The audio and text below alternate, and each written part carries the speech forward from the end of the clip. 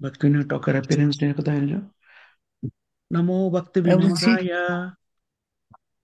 नमो बुद्धाय सच्चिदानंद मूर्तये सच्चिदानन्दमूर्तये गौर शक्ति स्वरूपाय गौरशक्ति गौरशक्तिस्वरूपाय स्वरूपाय रूपानुगवरायते। रूपानुगमनायते। नमो भक्ति विनोदाय नमो नमो भक्तिविनोदाय सच्चिदानंद मूर्तये सच्चिदानन्दमूर्तये गौर शक्ति स्वरूपाय गौरशक्ति गौरशक्तिस्वरूपाय स्वरूपाय रूपानुगवरायते।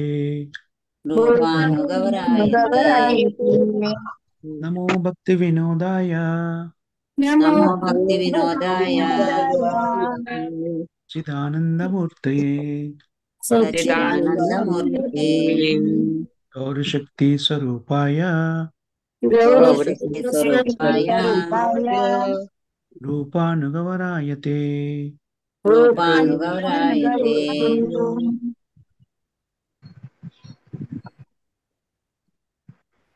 సో దీని అర్థం శ్రీల భక్తి వినోద ఠాకూర్కి మనము నమస్మాల్యం సమర్పిస్తున్నాము. ఏమని? ఓ భక్తి వినోద, ద ఫార్మ్ ఆఫ్ ఎటర్నిటీ, అంటే శాశ్వతత్వము, పరిపూర్ణమైన పరిజ్ఞానము, ఆనందము ఇవన్నీ కలబోసుకొని అవతరించి, ఎలాంటి అవతారాన్ని అవతరించారు? గౌరశక్తి, గౌరంగ మహాప్రభు యొక్క శక్తిని స్వీకరిస్తూ రూపగోస్వామి అనుయాయుల్లో ఉత్తమ అనుయాయునిగా ప్రకటితమయ్యారు. భక్తి వినోద ఠాకూర్ని మనకు షడ్గోస్వాముల గురించి తెలుసు కదా, చెప్పుకుంటాం అనేక పర్యాయాలు. భక్తి వినోద ఠాకూరు 7వ గోస్వామిగా మనం చెప్పుకోవచ్చు. షడ్గోస్వాముల యొక్క ప్రబోధనలని పరిపూర్ణంగా జీవితంలోకి అన్వయించుకొని దాని ప్రకారంగా జీవితాన్ని కొనసాగించి చైతన్య మహాప్రభు యొక్క ఉద్యమాన్ని ముందుకు తీసుకెళ్ళడానికి వినూత్నంగా ప్రయత్నం చేసినటువంటి వ్యక్తి భక్తి వినోద్ ఠాకూర్.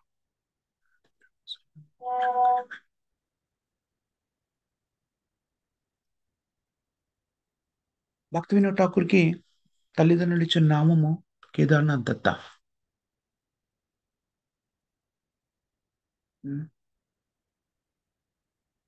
ఆయన 1838లో శ్రీనగర్, వెస్ట్ బెంగాల్లో ప్రకటితమయ్యారు.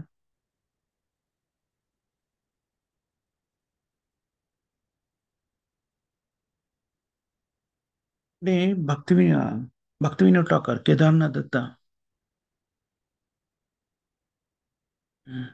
అనేక సందర్భాల్లో అనేకులతో ఎవరు కలిసినా కూడా తన సేవకులతో కానివ్వండి, భక్తి వినోద్ ఠాకూర్ గారు హైకోర్టు జడ్జిగా పనిచేసేవారు.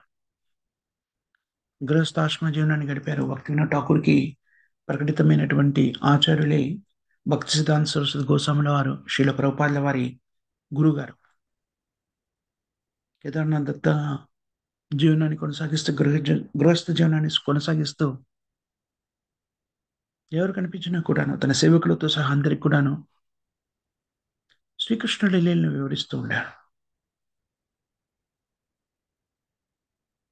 రామచంద్రుని యొక్క లీలలను నృత్య రూపంలో ప్రకటితం చేసేవారు. కృష్ణుడి లీలను వివరించేవాడు. అత్యంత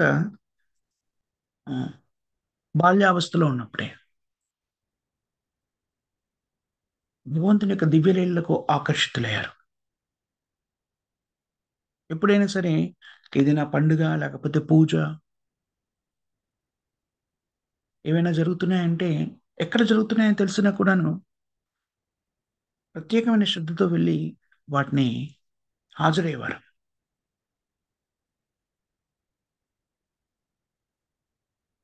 10వ సంవత్సరంలో ఉన్నప్పుడే భక్తి వినోద్ ఠాకూర్ మనస్సులో 10వ ఏట ఉన్నప్పుడే 2 భావాలు వ్యక్తీకృతం అవుతూ ఉండేవి. ఒకటేమిటి? ఈ ప్రపంచం అంటే ఏమిటి? మనమంతా ఎవరు? చాలా అతాతో బ్రహ్మ జిజ్ఞాస అంటారు కదా, ఆ జిజ్ఞాస అనేటువంటిది ఆయన జీవితం అంతా కూడాను వ్యాప్తి చెందించబడింది. సంవత్సరాలు గడుస్తున్న కొద్దీ కేదార్నాథ్ దత్త రకరకాలైనటువంటి పదవుల్ని స్వీకరించారు. 1866లో, అంటే పెద్ద వయసు కూడా కాదు, 1838లో ప్రకటితమయ్యారు. 66 అంటే ఎంత? 28 ఏళ్ళు. ఇప్పుడు జిల్లా న్యాయమూర్తిగా నియమితులయ్యారు. High court judge, district magistrate.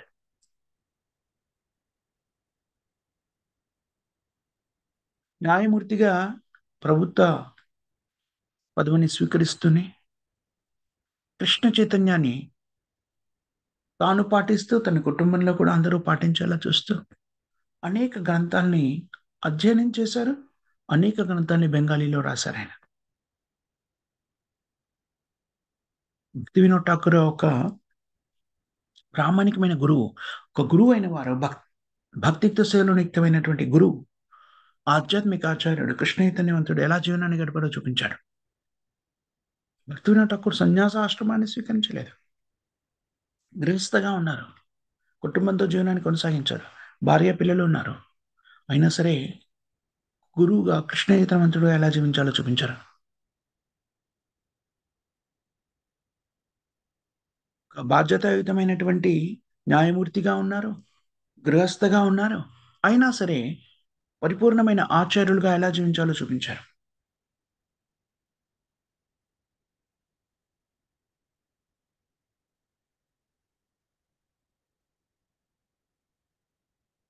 Chaitanya Mahaprabhu భౌతిక జగత్తులు వదిలేసి వెళ్ళిన తర్వాత కొన్ని వందల సంవత్సరాలే అయిందప్పటికీ. అయినా సరే చైతన్య మహాప్రభు యొక్క ప్రబోధనలు దాదాపుగా నశించిపోయాయి. వినోద్ ఠాకూర్ 8 సంవత్సరాలు కష్టపడితే ఆయనకి చైతన్య చరితామృత గ్రంథం లభించింది. ఒకసారి అతనికి తన సొంత చైతన్య చరితామృత, శ్రీమద్ భాగవతం గ్రంథాలు లభించగానే తను అన్వేషిస్తున్న ప్రశ్నలన్నిటికీ సమాధానం లభించిందనే భావన ఆయనకు లభించింది. చైతన్య మహాప్రభు యొక్క లీలల్ని, జీవనాన్ని మళ్ళీ మళ్ళీ మళ్ళీ మళ్ళీ మళ్ళీ మళ్ళీ చదివేవారు ఆయన.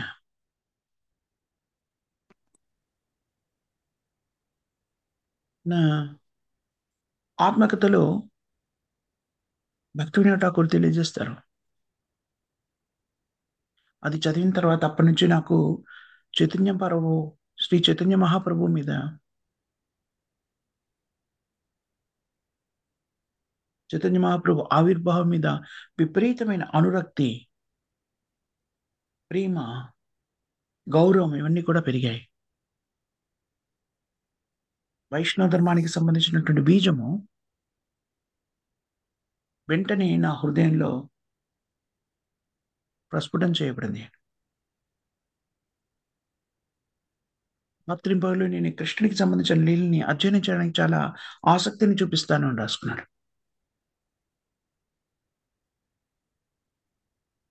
భక్తి వినోద్ ఠాకూర్ మన సాంప్రదాయంలో అత్యంత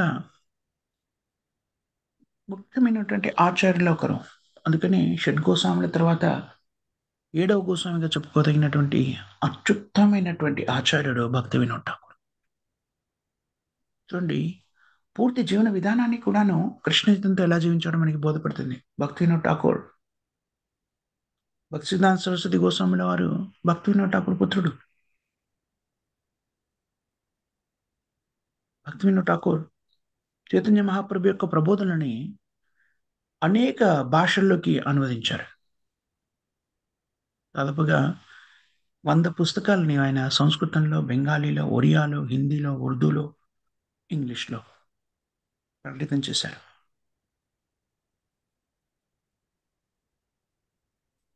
దాని పుస్తకాల లీస్ట్, ఆయన రాసిన, ప్రకటితం చేస్తున్న పుస్తకాన్ని చూసినట్టే మనకు బోధపడుతుంది. చాలా మేధావంతుడైనటువంటి, ప్రజ్ఞావంతుడైనటువంటి మేధావి అనేక భాషలు తెలిసినటువంటి చూడు, సంస్కృతం, బెంగాలీ, ఒరియా, హిందీ, ఉర్దూ, ఇంగ్లీష్, 6 భాషల్లో ఆయన అనేక గ్రంథాన్ని రచించారు.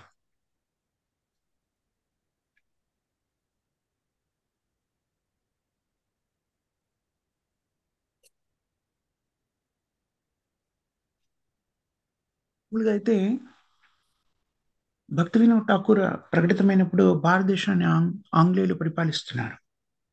పాశ్చాత్య సంస్కృతి ప్రబలంగా ఉండేది. ఈ పాశ్చాత్య సంస్కృతిలోనే ఆయన భౌతిక జగత్తులోని విద్యను కూడా అభ్యసించారు. అత్యంత పండితుడు, మేధావంతుడు. అలాంటి పాశ్చాత్య దేశాల సంస్కృతిలో విద్యను అభ్యసించినా కూడాను పాశ్చాత్య సంప్రదాయాలకి ఎలాంటి ప్రభావానికి లోను కాకుండా ఉన్నారు. మామూలుగా అయితే పాశ్చాత్య దేశాల్లో విద్యను బోధించే వాళ్ళు, లేకపోతే పాశ్చాత్య సంస్కృతిని కలిగినటువంటి వ్యక్తులు ఏమని చెప్తారంటే, నన్ను అనుసరించకండి, నేను చెప్పేదాన్ని మీరు పాటించండి అంటూ ఉంటారు. భక్తి వినోద్ ఠాకూర్ దీనికి వ్యతిరేకంగా జీవనాన్ని కొనసాగించారు. ఈ సిద్ధాంతాన్ని వ్యతిరేకించారు. ఎందుకనంటే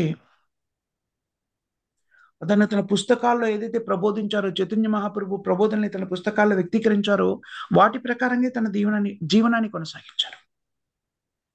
ఆయన వ్యక్తీకరించిన ప్రతి సూత్రాన్ని తన జీవితంలో పాటించారు. అందుకని భక్తి వినోద్ ఠాకూర్ యొక్క ప్రవచనాలు కానివ్వండి, అతని భజన కానివ్వండి, భక్తి వినోద ధార అని చెప్తారు. భక్తి వినోద్ యొక్క ఆ, లైనేజ్ అంటాను చూడండి, సాంప్రదాయం.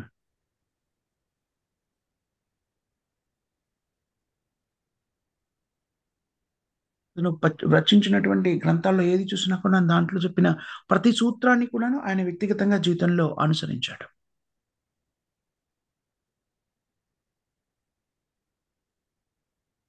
రాసే వాటికి, ప్రబోధించే వాటికి మరియు అతని జీవనానికి ఎలాంటి వ్యత్యాసం లేదు. అన్ని కూడాను ఒకే రకంగా ఆయన ఏ జీవితాన్ని అయితే జీవించాడో, దేన్నైతే విశ్వసించాడో, దేన్నైతే ప్రబోధించాడో దాన్ని వ్యక్తీకరించాడు.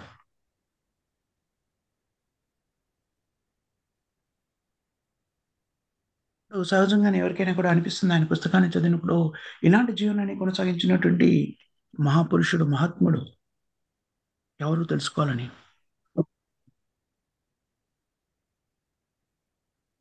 మామూలుగా అయితే ఆధునిక జీవన విధానంలో పుస్తకాన్ని అధ్యయనం చేసే వ్యక్తులు వాడిని చదువుతారు, కానీ అది రాసిన వాళ్ళ రచయిత మీద పెద్దగా విశ్వాసం ఏమి ఉండదు. ఉం?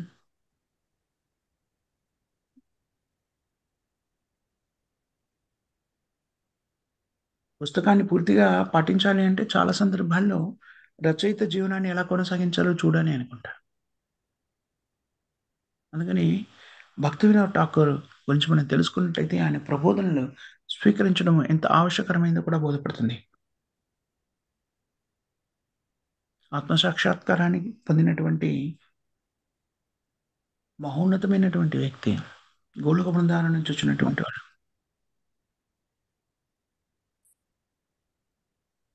భౌతిక జగత్తుకు అతీతుడైనటువంటి వాడు. భక్తి వినోద్ ఠాకూర్ ఆవిర్భావం కానీ, జీవనం కానీ, భౌతిక జగత్తును వదిలేయడం కానీ ఈ భౌతిక దృష్టితో చూడము అనేటువంటిది అనైతికం అవుతుంది.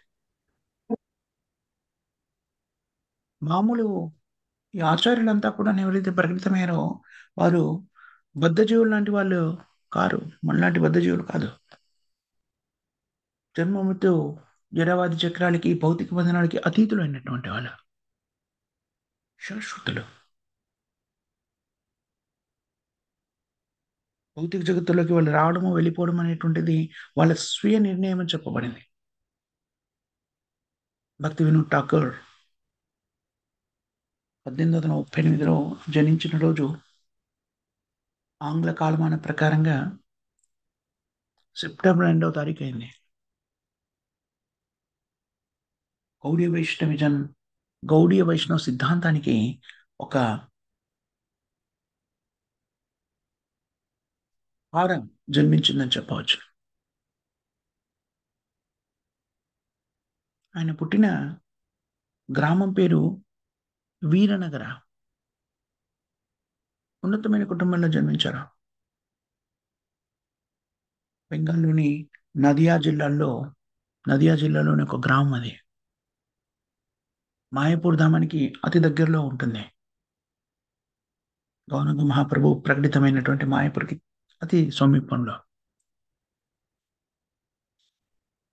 భక్తి వినోద్ ఠాకూర్ ఈ భౌతిక జగత్తుని జూన్ 23, 1914లో వదిలేశారని మనకి కలకత్తా నగరంలో భౌతిక జగత్తు నుంచి తన లీలని ఉపసంహరించుకున్నాడు.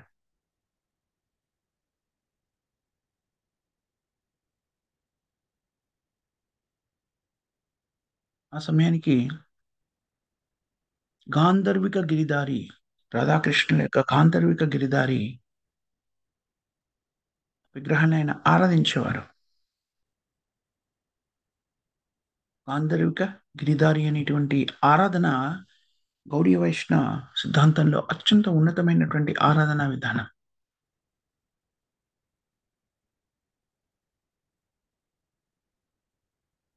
డెబ్బై 6 సంవత్సరాలు భక్తి వినోద్ ఠాకూర భౌతిక జగత్తులో తన అనేక లీలని ప్రకటితం చేశారు.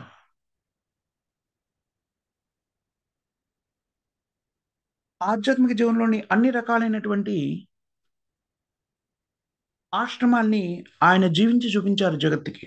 బ్రహ్మచారి ఆశ్రమం, గృహస్థ ఆశ్రమము, వానప్రస్థ ఆశ్రమం, సన్యాస ఆశ్రమం.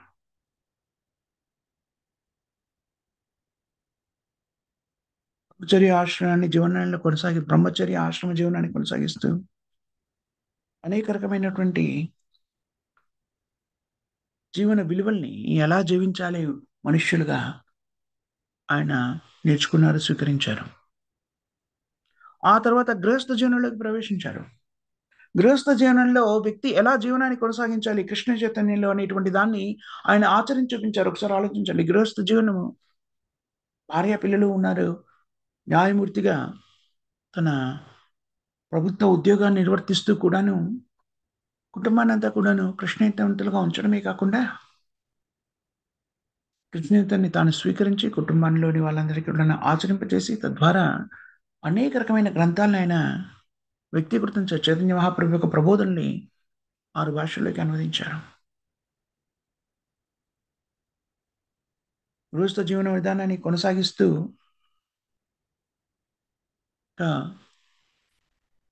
నీతిబద్ధమైన జీవనాన్ని ఎలా కొనసాగించాలి,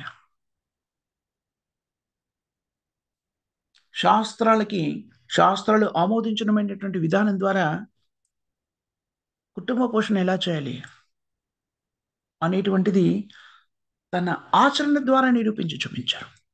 గృహస్థులందరూ కూడాను, కృష్ణ చైతన్యంలోని గృహస్థులంతా కూడాను పరిపూర్ణమైన విశ్వాసంతో స్వీకరించి ఆచరించవలసినటువంటిది భక్తి వినోద్ ఠాకూర్ యొక్క జీవన విధానం. గృహస్థుగా ఉన్నప్పుడు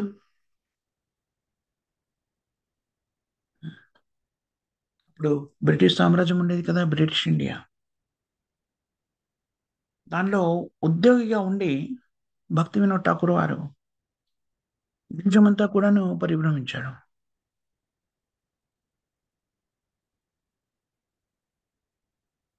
ఉన్నటువంటి ప్రజ్ఞతో, తెలివితేటలతో, పరిపాలనా విభాగంలో తనకున్న ప్రతిభతో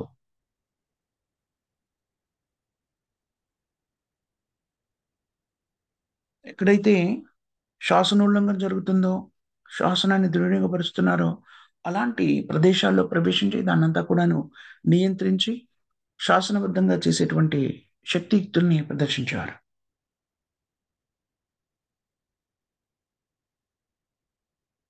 కుటుంబ జీవనాన్ని కొనసాగిస్తూ ప్రభుత్వ ఉద్యోగాన్ని కూడా నిర్వహిస్తూ ఆధ్యాత్మిక కార్యక్రమంలో కృష్ణ చైతన్యంగా ఎలా ఉండేవారు అనేటువంటి దాన్ని జీవన విధానాన్ని వ్యక్తీకరించి అందరినీ ఆశ్చర్యపరిచేవాడు.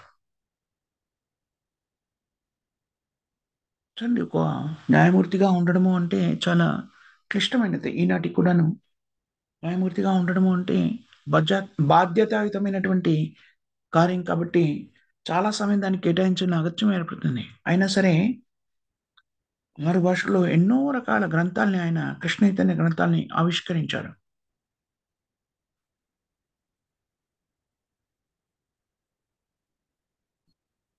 భక్తి వినోద్ ఠాకూర్ గ్రంథాన్ని మనం చూసినట్టయితే అతని సృజనాత్మకత మరియు ఆధ్యాత్మికత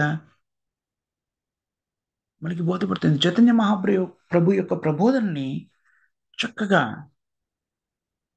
అవగతం చేసుకున్నాడు. చైతన్య మహాప్రభు ప్రకటితమై శ్రీకృష్ణుని యొక్క బృందావన లీలల్ని ఎస్కవేట్ చేశారంటే దాన్ని ప్రకటితం చేశాడు. చైతన్య మహాప్రభు ప్రకటితమైనప్పుడు బృందావనం కానీ బృందావనానికి సంబంధించినటువంటి వివరణలు కానీ అందుబాటులో లేకపోతే చైతన్య మహాప్రభు అని కూడాను ప్రకటితం చేశారు. శ్రీకృష్ణుడు నిర్వహించినటువంటి అనేక లీలలు ఎక్కడెక్కడ జరిగాయి అనేటువంటి వాటినన్నింటి కూడాను ఆవిష్కరించారు చైతన్య మహాప్రభు. అలాగే భక్తి వినోద్ ఠాకూర్ చైతన్య మహాప్రభు ఎక్కడ ప్రకటితమయ్యారు, ఆయన విభిన్నమైన లీలలు ఎక్కడెక్కడ చేశారు అనేది కూడాను భక్తి వినోద్ ఠాకూర్ ప్రకటితం చేశారు.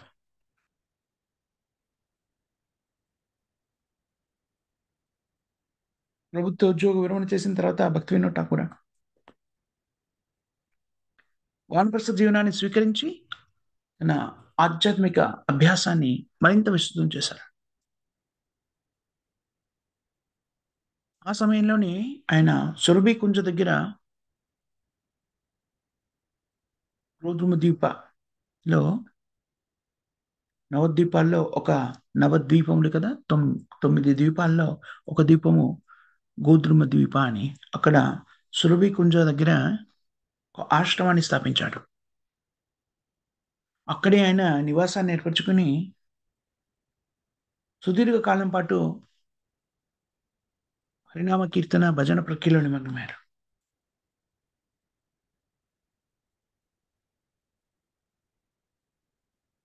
ఆ తర్వాత స్వానంద సుకంద కుంజ అనే ప్రదేశంలో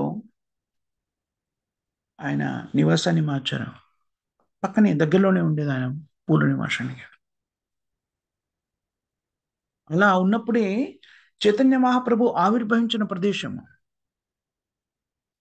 అలాగే గౌరలీలలో చైతన్య మహాప్రభు చేసిన లీలలు ఎక్కడెక్కడ ప్రకటితమయ్యాయని కూడాను ప్రకటితం చేశారు.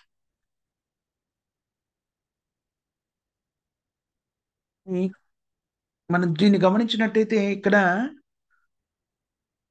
చైతన్య మహాప్రభు లీలలు ఎక్కడ చేశారో, ఆయన ఎక్కడ ఆవిర్భవించారో అన్ని కూడా చైతన్య మహాప్రభు మరి అతని అనుయాయులు షడ్గోస్వాములు ఏ ప్రక్రియ అయితే స్వీకరించారో, శ్రీకృష్ణుడి యొక్క లీలా స్థలాన్ని ప్రకటితం చేయడము, వాటిని ఆవిష్కరించడంలో ఎలా నిమగ్నయ్యారో, అలాగే భక్తి వినోద్ ఠాకూర్ గౌరలీలలో గౌరంగ మహాప్రభు చేసిన లీలన్నీ కూడా ఎక్కడ వ్యక్తీకృతమయ్యాయని నిర్ధారించడంలో, గౌరంగ మహాప్రభు ఆవిర్భవించిన ప్రదేశాన్ని స్థిరపరచడంలో నియుక్తులయ్యారు.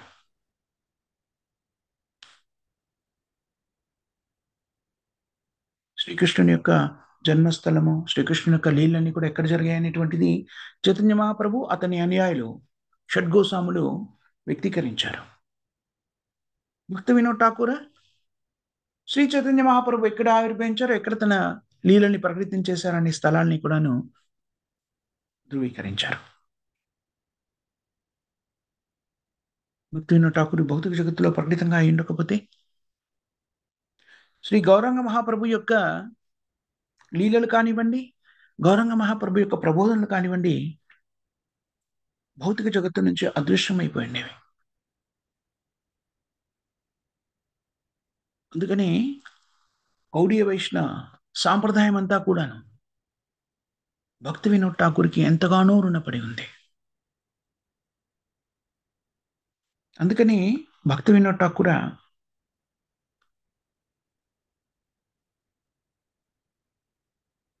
వైష్ణవ సమాజం, గౌడీయ వైష్ణవ సమాజము భక్తి వినోద్ ఠాకూర్ని ఏడవ ఆచార్యుడు అంటే ఎవరు?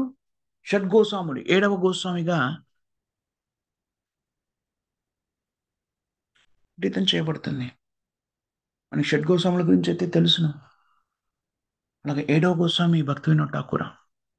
భక్తి వినోద్ ఠాకూర్ తన జీవనాన్ని కొనసాగిస్తున్నప్పుడు 1874 నుంచి 1893 మధ్యలో తన జీవనాన్ని ఒక ప్రత్యేకమైన విధానంలో ఆయన నిర్వర్తించారు. ఇలాంటి ఒక ప్రత్యేకమైన షెడ్యూల్ అంటాం చూడండి, కార్యక్రమం ఉండేది ఆయనకి. దాన్ని నిర్దిష్టంగా పాటించేవాడు. దైనందిన జీవితంలో చేసే కార్యక్రమాలు చేసుకున్న ప్రతిరోజు కూడాను తన గ్రంథ రచనకి ఎలాగా ఉపక్రమించేవారు. రాత్రి 8 గంటల నుంచి 10 గంటల వరకు విశ్రాంతి తీసుకునేవారు. 10 గంటలు, రాత్రి 10 గంటల నుంచి ఉదయం 4 గంటల వరకు గ్రంథ రచన చేసేవారు. 4 గంటల నుంచి 4:30కి మళ్ళీ విశ్రాంతి తీసుకునేవారు. 4:30 ఉదయం నుంచి 7 గంటల వరకు జపయజ్ఞ కార్యక్రమం, జపాన్ని చేసేవారు 2:30 గంటల పాటు. 7 నుంచి 7:30 వరకు ఉత్తర ప్రత్యుత్తరాల కార్యక్రమంలో నియుక్తులయ్యారు. వచ్చిన ఉత్తరాలకు సమాధానం ఇస్తూ. 7:30 నుంచి 9:30 వరకు శాస్త్రాధ్యయనం చేసేవారు. 9:30 నుంచి 10 గంటలకి సాధారణ ప్రసాదాన్ని స్వీకరించడం, ఉదయ కార్యక్రమంలో ముగించుకొని సాధారణ ప్రసాదాన్ని స్వీకరించారు. 10 గంటల నుంచి 1 వరకు న్యాయమూర్తిగా తన విద్యుక్త ధర్మాన్ని నిర్వర్తించి 1 నుంచి 2 వరకు మళ్ళీ ఇంటికి వచ్చేసి స్నాన సంధ్యా కార్యక్రమాలు ముగించేవారు. మళ్ళీ 2 నుంచి 5 వరకు న్యాయమూర్తిగా మళ్ళీ కోర్టుకెళ్ళి తన విధి నిర్వహణ నిర్వర్తించాలి. 5 గంటల నుంచి మరి 7 గంటల వరకు సంస్కృత శాస్త్రాలన్నీ కూడాను, వేద శాస్త్రాన్ని బెంగాలీలోకి అనువదించారు. 7 నుంచి 8 మధ్య మళ్ళీ స్నాన సంధ్యా కార్యక్రమాలు ముగించుకొని సరళమైన ప్రసాదాన్ని స్వీకరించారు. మళ్ళీ 8 గంటల నుంచి 10 గంటలకి వరకు విశ్రాంతి తీసుకొని 10 నుంచి మళ్ళీ 4 వరకు గ్రంథ రచనలో నిమగ్నమయ్యేవారు. ఈ విధంగా కేవలం 3 గంటలు మాత్రమే ఆయన నిద్ర ఉపక్రమించేవారు. తన బాధ్యతలను నిర్వర్తించడానికి, జప కార్యక్రమం నిర్వర్తించడానికి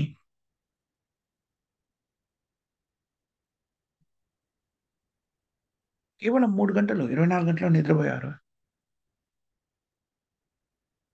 ఆయన శాస్త్రాధ్యయనము మరియు జప కార్యక్రమాన్ని నిర్వర్తించడానికి 4:30 గంటల పాటు,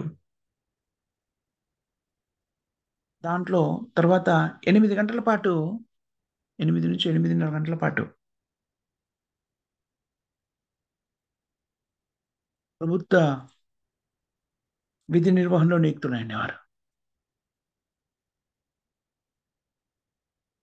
ప్రభుత్వ విధి నిర్వహణ 8:30 కాదు, నిజానికి 6 గంటలే ప్రభుత్వ నిర్వహణలో ఉండారు. 8 నుంచి 8:30 గంటల పాటు తన వ్యాసంగం ఉండేది కదా. 10 నుంచి 4 వరకు రాసేవారు. దాని తర్వాత సాయంత్రం కూడా రాసేవారు. 5 నుంచి 7, 10 నుంచి 4 అంటే అవి 6 గంటలు, ఇవి 2 గంటలు. అంటే దాదాపు 8 నుంచి 8:30 గంటల పాటు వ్యాసంగంలో నియుక్తులయ్యేవారు. 6 నుంచి 6:30 గంటల పాటు, దాదాపు 6 గంటల పాటు ప్రభుత్వ కార్యక్రమాల్లో నిమగ్నమయ్యేవారు. 10 నుంచి 1 వరకు మరియు 2 నుంచి 5 వరకు, అంటే 6 గంటల పాటు ప్రభుత్వ కార్యక్రమాలు నిమగ్నమయ్యారు. దీన్ని చాలా నిర్దిష్టంగా, నియమబద్ధంగా పాటించేవారు. అనేక రకమైనటువంటి కీర్తనలు కూడాను భక్తి వినోద్ ఠాకూర్ మనకు అందించారు. దాదాపు 100 పైన కీర్తనలు ఆయన మనకు అందించారు. శ్రీకృష్ణ సంహిత, జీవధర్మ, శ్రీ చైతన్య శిష్టామృత, వైష్ణవ సిద్ధాంతమాల, ప్రేమ ప్రదీప, మన శిక్ష, శరణాగతి, గీతామాల, గీతావళి అని అనేక రకమైనటువంటి కీర్తనలు మనకు అందించారు. అంతేకాదు, గౌడీ వైష్ణవ సంప్రదాయానికి సంబంధించినటువంటి అనేక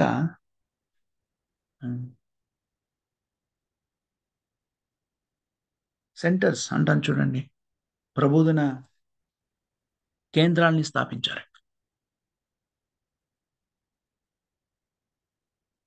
అనేక రకమైనటువంటి ఆధ్యాత్మికత పేరుతోని జనాలని మోసం చేస్తున్న వ్యక్తులందరినూ కూడాను ఆయన నిరోధించాడు. అనేకులు తమకు తాముగా భగవంతులమని చెప్పుకుంటున్న వాళ్ళందరినీ కూడాను భక్తి వినోద్ ఠాకూర్ తన సిద్ధాంతాల ద్వారా ప్రజలు మోసపోకుండా కాపాడుతూ వాళ్ళ మోసాన్ని బయటపెట్టేవారు.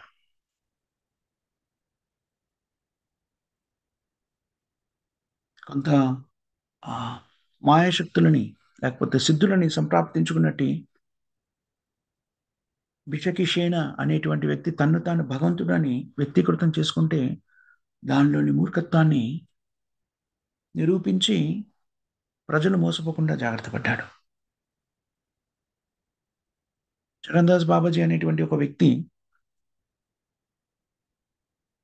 శ్రీ చైతన్య మహాప్రభు ప్రబోధనలకు విరుద్ధంగా పుస్తకాలని ముద్రిస్తూ చైతన్య మహాప్రభు ప్రబోధనలు ఇవే అని తన మానసిక కల్పనలతో రకరకాల ప్రచారాలు చేస్తూ ఉండారు. అతన్ని నిరోధించి ప్రజలంతా కూడా తప్పుదోవ పట్టకుండా పరిరక్షించాడు.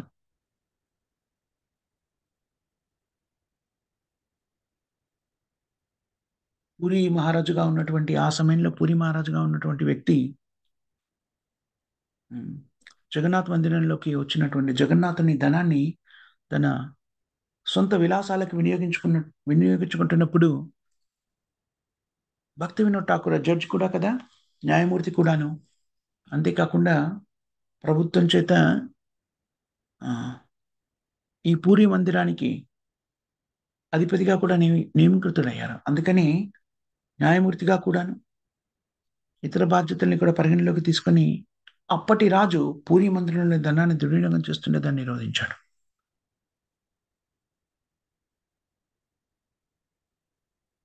బంకిం చంద్ర చటర్జీ అనేటువంటి ఒక వ్యక్తి మనకి తెలిసే ఉంటుంది. ఆ వ్యక్తి మనం వింటామా?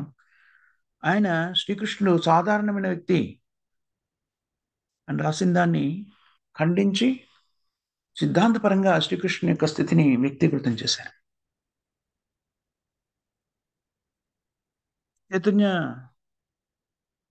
చైతన్య మహాప్రభు ప్రబోధనలకి విరుద్ధంగా ఎవరైనా దీన్ని సిద్ధాంతంగా ప్రకటించినా దాన్ని బోధించినా కూడాను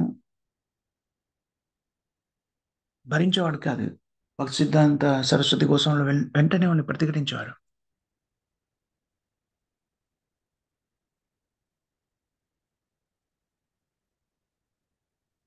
నిత్యానంద మహాప్రభు యొక్క సతీమణి కన్సర్ట్ జాహ్నవి దేవి సంప్రదాయంలో భక్తి వినోద్ ఠాకూర్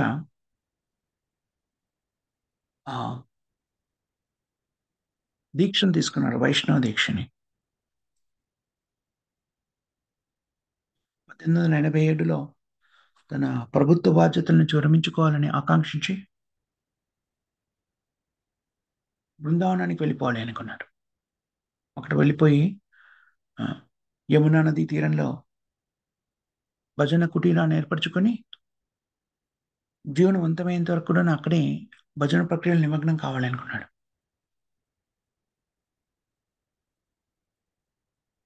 రాత్రి భక్తి వినోద్ ఠాకూర్ యొక్క స్వప్నంలోకి శ్రీ చైతన్య మహాప్రభు ప్రకటితమవుతాడు.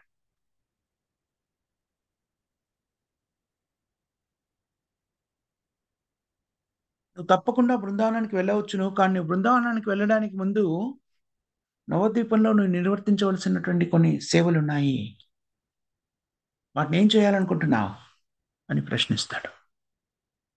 ఇది ప్రశ్నించి చైతన్య మహాప్రభు స్వప్నం నుంచి అదృశ్యమైపోతారు. వెంటనే భక్తి వినోద్ ఠాకూర్కి మెలకు వస్తుంది.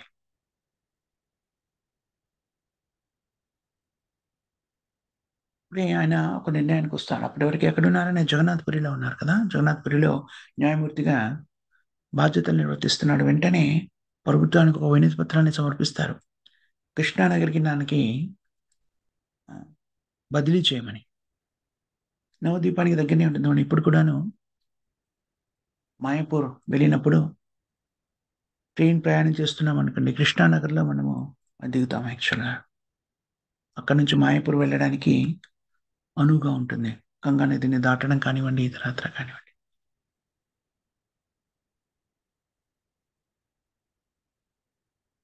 చైతన్య మహాప్రభు యొక్క నవదీప మండలంలోకి తనకి బదిలీ కావాలని చాలా తీవ్రతరంగా కృషి చేస్తారని.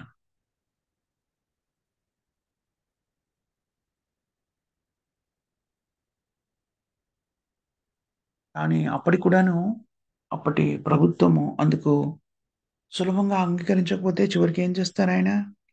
కృష్ణానగర్‌లో ఉన్నటువంటి డిప్యూటీ మేజిస్ట్రేట్ ఎవరైతే ఉంటారో ఆయన్ని ఒప్పించి బాబు రాధా మాధవ్ వాసు అని అప్పుడు డిప్యూటీ మేజిస్ట్రేట్‌గా ఉంటారక్కడ కృష్ణానగర్‌లో. ఆయన్ని తన స్థానంలోకి తీసుకొచ్చి ఆయన స్థానంలోకి తను వెళ్ళాలని ఆయన్ని ఒప్పించి ఇద్దరూ కలిసి ప్రభుత్వానికి నివేదించి చివరికి ఆయన 1887లో కృష్ణానగర్ చైతన్య మహాప్రభు యొక్క కార్యక్రమాన్ని నిర్వర్తించడానికి కృష్ణానికి బదిలీ చేయించుకుంటారు.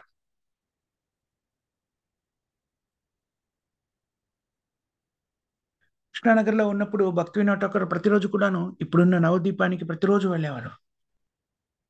వెళ్ళి చైతన్య మహాప్రభు జన్మస్థలం ఎక్కడుంది అని అన్వేషించేవారు. ఒకరోజు శనివారం సాయంత్రం అనుకుంటా. నవదీపంలో రాణి ధర్మశాల అనేటువంటి ధర్మశాలలో పైన మేడ మీద కూర్చొని ఉంటారు. తన మూడో పుత్రుడు కమల్ ప్రసాద్.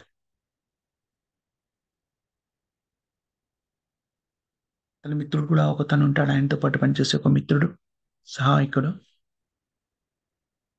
ఆ రోజు రాత్రి దాదాపు 10 గంటల సమయంలో చీకటిగా ఉంటుంది.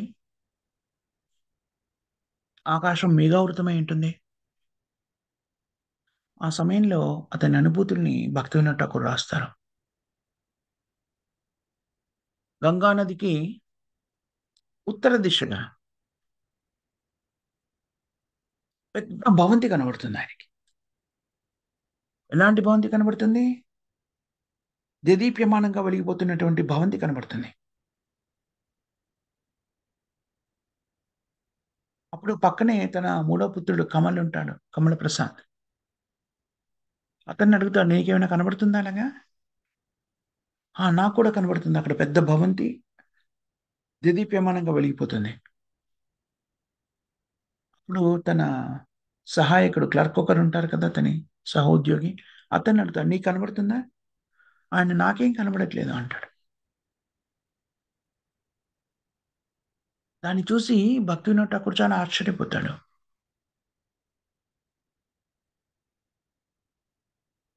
అది అలా కనబడిన తర్వాత దాని ఆలోచనలతోనే ఆ రోజు విశ్రాంతికి ఉపక్రమించి మరుసటి రోజు ఉదయం లేవగానే మళ్ళీ అదే ప్రదేశానికి, అదే మేడ మీద పైకి వెళ్ళిపోయి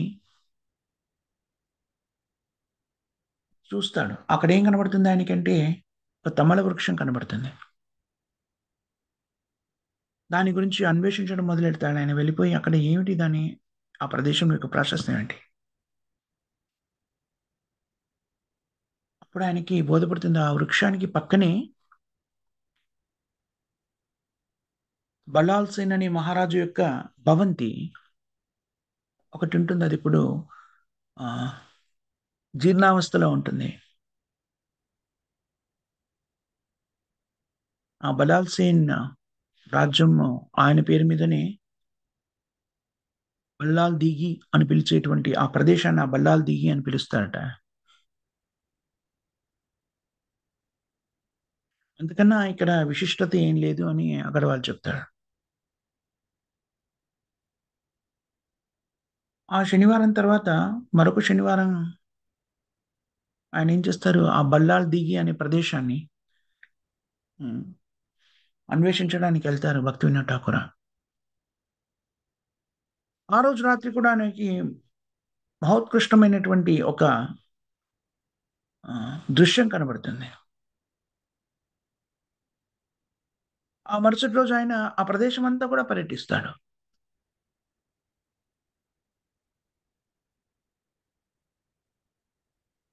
ఇప్పుడు అక్కడ ఉన్నటువంటి చాలా చాలా సంవత్సరాలు ఇక్కడ జీవనాన్ని కొనసాగిస్తున్నటువంటి వృద్ధులు వాళ్ళని కూడా కలుస్తారు. వాళ్ళని కలవడంతోని భక్తి వినోద్ ఠాకూర్‌కి బోధపడుతుంది. అది శ్రీకృష్ణ చైతన్య మహాప్రభు యొక్క జన్మస్థలమని. అంటే ఆ పక్కనే తులసి వనం గురించి కూడాను అక్కడి వ్యక్తులు భక్తి వినోద్ ఠాకూర్ చూపిస్తారు. ఇదిగో ఇక్కడ తులసి వనం అంతా కూడాను అలా పెరిగిపోతూ ఉంటాయి. అవేవి కూడా ఎవరితో ఆ, తులసి మొక్కలు వేయబడలేదు, వాటంతటవే ప్రకటితమయ్యాయి అక్కడ అని చెప్తారు వాళ్ళు. దాంతో భక్తి వినోద్ ఠాకూర్ అక్కడ మరింతగా పరిశోధన చేయడం మొదలెడతాడు. పూర్వము ముద్రించినటువంటి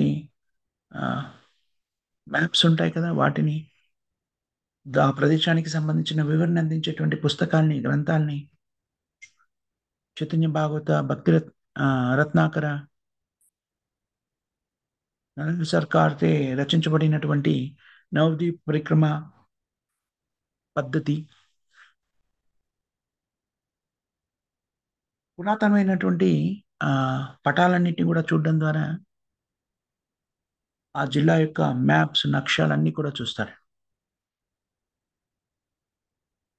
ఒక ప్రత్యేకమైనటువంటి ఒక ఆ మ్యాప్ లో ఒకటి కనబడుతుంది ఆయనకి పర్టికులర్ గా. ఏమని? 18వ శతాబ్దము చివరి భాగం నుంచి చివరి భాగంలో ఆ సమయంలో దాని పేరు శ్రీ మాయాపుర అని రాసి కనబడుతుంది ఆ పటంలో. ఆ తర్వాత ఈ బల్లాల దీగి అని పిలువబడింది ఆ రాజు యొక్క పేరు మూలంగా. అంతకన్నా ముందు దాని పేరు శ్రీ మాయాపుర అని ఉండేది. భక్తి రత్నాకర అనే గ్రంథాన్ని ఆయన అధ్యయనం చేస్తున్నప్పుడు ఈ మ్యాప్లో ఏదైతే కనబడిందో అది నిర్ధారిస్తూ దాంట్లో ఆయన చూశారు. నవద్వీప మధ్య మాయాపుర నామీ స్థాన్ హితాయ జన్మిలేన గౌరాంగ చంద్ర భగవాన్.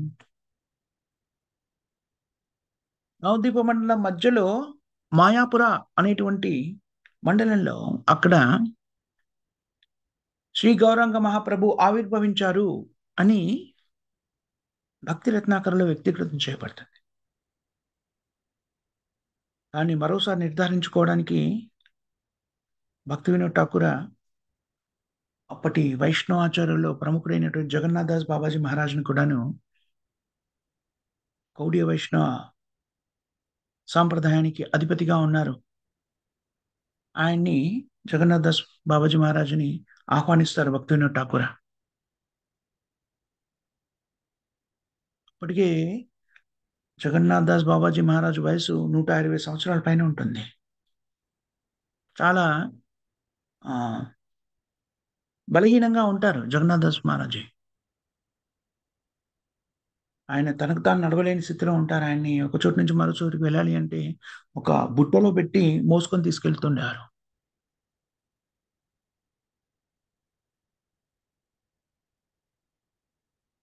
అలా నడవలేని స్థితిలో ఉండేటువంటి జగన్నాథ్ దాస్ బాబాజీ మహారాజ్ భక్తి వినోద్ ఠాకూర్ కనిపెట్టిన ఆ ప్రదేశాన్ని చూడగానే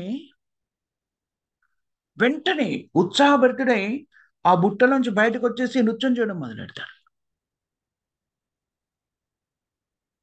అంటూ నృత్యం చేస్తూ ఏయితో నీమాయ జన్మభూమి అని నృత్యం చేస్తాడు. ఇదే నీమాయ జన్మస్థలము అని. ఇది భక్తి వినోద్ ఠాకూర్ నిర్ధారించుకోవడానికి అత్యుత్తమమైనటువంటి నిర్ధారిత సిద్ధాంతం అయిపోతుంది ఆయనకి. ఎలాంటి అనుమానము లేకుండా శ్రీకృష్ణ చైతన్య మహాప్రభు యొక్క జన్మస్థలం ఇదే అని నిర్ధారిస్తారు. నిజ నిర్ధారణ, భౌతికమైనటువంటి ఆధారాల నిజ నిర్ధారణ, అంతేకాకుండా ఆధ్యాత్మిక దృక్కోణం నుంచి ఆలోచించినా కూడాను రెండు విధాలుగా కూడాను భక్తి వినోద్ ఠాకూర్ అది చైతన్య మహాప్రభు యొక్క జన్మస్థలం అని నిర్ధారిస్తారు. ఇది 1888 ఆరంభంలో జరుగుతుంది. గౌడీయ వైష్ణవ చరిత్రలో ఇది ఒక ముఖ్యమైనటువంటి మైలురాయి. ఆ తర్వాత భక్తి వినోద్ ఠాకూర్ ఆ ప్రదేశానికి సంబంధించి ఎంతగానో పరిశోధిస్తారు.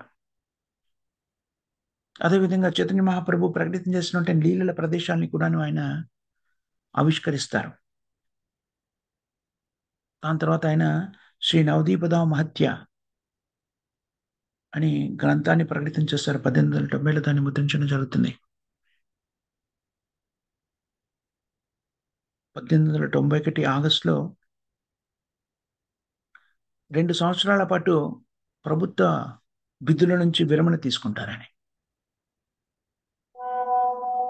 అక్కడి నుంచి ఆయన గోద్రుమ ద్వీప అని మామూలుగా స్వరూపకంగా అంటారు. సురభికుంజ నామహట్టాన్ని ప్రారంభించిన ఆ ప్రదేశంలో,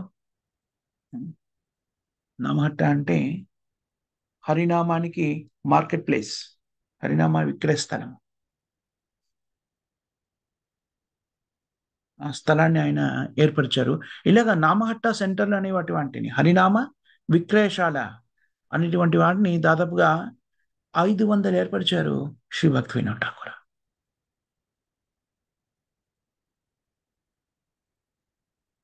గోద్రుమ కల్పతవి, శ్రీ గోద్రుమ కల్పతవి అనేటువంటి వ్యాసంగంలో ఆయన దీన్ని వ్యక్తీకరిస్తారు. దీన్ని ఒక ఆ, పత్రికగా ఆయన ముద్రిస్తూ ఉంటాడు. దానిలో ఈ నామహట్టని ఎలా నిర్వహించాలి, ఎలా ఏర్పాటు చేయాలి, దాని గురించి వివరణిస్తారు.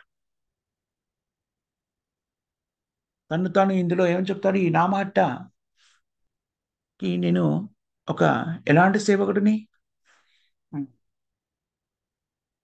పారిశుద్ధ సేవకుడిని. ఈ నామహట్టలో ఊడ్చేటువంటి ఒక సామాన్యమైనటువంటి పారిశుద్ధ సేవకుడిని అని రాసుకుంటాడు ఆయన.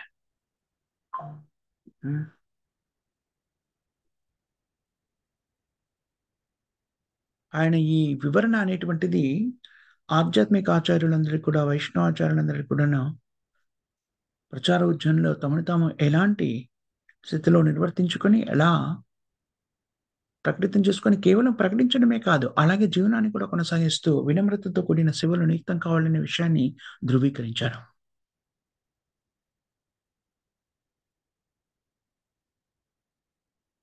ఆధ్యాత్మిక జీవనాన్ని, గృహస్థ జీవనాన్ని, అలాగే వారి యొక్క ఉద్యోగ బాధ్యతల్ని సమతూకంలో ఉంచి ఎలాగా జీవనాన్ని కొనసాగించాలి అనే దానికి ప్రతీక భక్తి వినోద్ ఠాకూర్. భక్తి వినోద్ ఠాకూర్ యొక్క లీలలు అనంతంగా చెప్పవచ్చును. ఫల్గు బాబా అనేటువంటి వ్యక్తి తన్ను తాను భగవంతునిగా ప్రకటితం చేసుకొని నిజంగానే అనేక రకమైనటువంటి యోగ సిద్ధులు కలిగినటువంటి వ్యక్తి ప్రజల్ని మోసగిస్తూ ఉంటే నిజంగానే శక్తివంతుడు. ఆ ఫల్గు బాబా అనేటువంటి వాడు ఎంత శక్తివంతుడు అంటే, తన శక్తుల ద్వారా ఎలాగైతే దుర్వాసముని రాక్షసుని ప్రకటితం చేశారో అలాగా ప్రకటించగల శక్తి ఉన్నటువంటి వాడు. అలాంటి వ్యక్తిని కూడా ఎదుర్కొని నిర్మూలిస్తాడు. భక్తి వినోద్ ఠాకూర్ చేసినటువంటి సాధించినటువంటి విజయాలు ఏవైతే ఉన్నాయో, ఆధ్యాత్మిక స్థితులు ఏవైతే ఉన్నాయో లెక్కలేననిగా చెప్పుకోవచ్చును.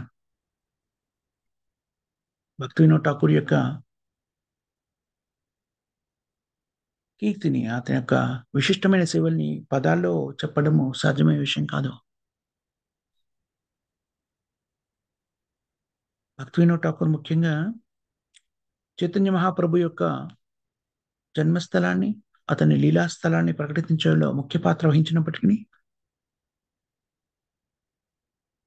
చైతన్య మహాప్రభు యొక్క ఉద్యమాన్ని పునఃస్థాపితం చేశారు భక్తి వినోద్ ఠాకూర్. సంస్కృతి పరంగా వచ్చేటువంటి మార్పులలో కానివ్వండి, మతపరంగా విశ్వాసాల్లో వచ్చే మార్పులలో కానివ్వండి, బ్రిటిష్ పాలకుల మూలంగా కానివ్వండి, సాందసికవాదులు మానసిక కల్పనలతో ఏర్పరిచే తత్వాల మూలంగా కానివ్వండి, చైతన్య మహాప్రభు యొక్క నిజ ప్రబోధనలన్నీ కూడాను కుంటుపడిపోవడము, లేకపోతే వక్ర మార్గంలోకి వెళ్ళిపోవడం జరిగింది. చైతన్య మహాప్రభు యొక్క ప్రబోధనల్ని వక్ర మార్గంలో వ్యక్తీకరించే విధానం నుంచి దాన్ని సవరించి చైతన్య మహాప్రభు యొక్క ప్రబోధనల్ని జగత్తు అందించే ప్రయత్నంలో విశేషమైన కృషిని చేశారు. భక్తి వినోద్ ఠాకూర్ తాను రాసిన కొన్ని గ్రంథాలని బ్రిటిష్ లైబ్రరీకి మరియు అమెరికన్ లైబ్రరీస్ కూడా పంపించినట్టుగా మనకి బోధపడుతుంది. ఆయనే భక్తి వినోద్ ఠాకూర్ దీన్ని ఆ, ఊహించారు కూడా. దీన్ని ప్రిడిక్ట్ చేయడం అంటారు చూడండి, అంటే జరగబోయే సంగతి ముందే చెప్పేస్తూ ఉంటారు. ఆయన చెప్పారు, ఒక సేనాపతి భక్తుడు ఆవిర్భవిస్తారు, జగత్తునంతా కూడాను కృష్ణ చిత్తాంతం చేస్తారు అని. ఏదో ఒక రోజు రాబోతుంది, ఒక అదృష్టమైన రోజు. అప్పుడు ఆంగ్లేయులు, ఫ్రెంచ్ జాతీయులు, రష్యన్లు, జర్మన్లు, అమెరికన్లు వాళ్ళంతా కూడాను మృదంగాలు, కరతాలు పట్టుకొని ఆ, నగరాలు, పట్టణాల్లో అన్ని చోట్ల కూడాను చైతన్య మహాప్రభు ప్రబోధనలకు అనుగుణంగా కీర్తనలు చేస్తారు. ఆ రోజు ఇంకా ఎప్పుడు వస్తుంది? శ్వేత జాతీయులు ఉదయమే నిద్రలేచి హరినామాన్ని జపిస్తారు. జయ సచ్చిదాన్, జయ సచ్చిదానందన, జయ సచ్చినందన, జయ సచ్చినందనికి జయ అంటూ జపయజ్ఞ కార్యక్రమం నిమగ్నమవుతారు. వాళ్ళంతా కూడాను ఈ బెంగాల్లో ఉన్న గౌడియ భక్తులందరితో కూడా ఏకీకృతమై ఈ నామకీర్తన చేస్తారు. ఆ రోజు ఇంకెప్పుడు వస్తుంది? ఆ రోజు చైతన్య మహాప్రభు యొక్క ప్రేమతత్వంలో నేను ఆశ్రయాన్ని పొందాను అని ఒకరినొకరు కౌగలించుకుని ఆ తత్వంలో నిమగ్నమైపోతారు. ఆ రోజు ఎప్పుడు వస్తుంది? ఇప్పుడు ప్రపంచవ్యాప్తంగా అందరూ కూడాను నిజమైనటువంటి జీవాత్మ యొక్క ధర్మము వైష్ణవ ధర్మమే అని గ్రహించగలుగుతారు. అన్ని రకాలైనటువంటి అన్ని విభాగాలకు, అన్ని వర్ణాలకి, అన్ని మతాలకి చెందినటువంటి వ్యక్తులు నదులలాగా ప్రవహించి ఈ వైష్ణవ ధర్మ సముద్రంలో ఏకీకృతమవుతారు. ఆ రోజు ఎప్పుడు వస్తుంది, ఆ రోజు ఎప్పుడు వస్తుంది అని భక్తి వినోద్ ఠాకూర్ తన కీర్తనలో అభివర్ణిస్తారు.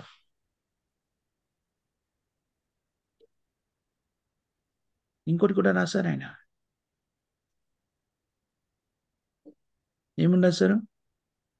ఒక వ్యక్తి ప్రకటితమవుతారు,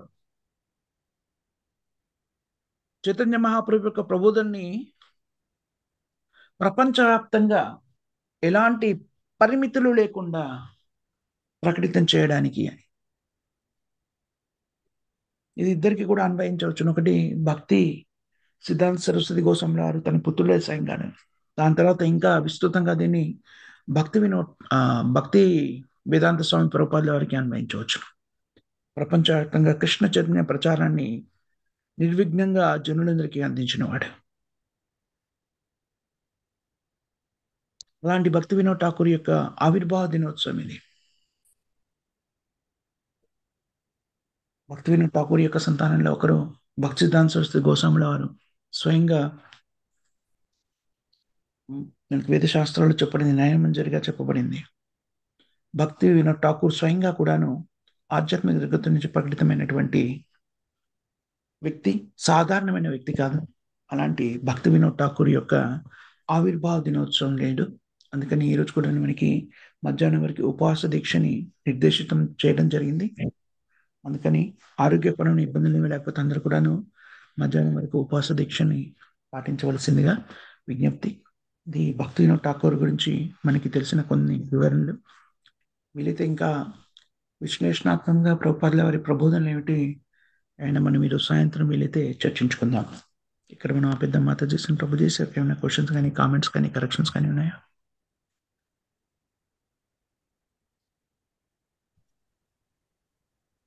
హరే కృష్ణ. ఎవరికి ఏమి క్వశ్చన్స్, కామెంట్స్ లేకపోతే ఈరోజు కార్యక్రమాన్ని ఒకసారి పునరావృతం చేసుకునే ప్రయత్నం చేస్తాం కదా. ఈరోజు మధ్యాహ్నం వరకు ఉపవాస దీక్ష ఉంటుంది.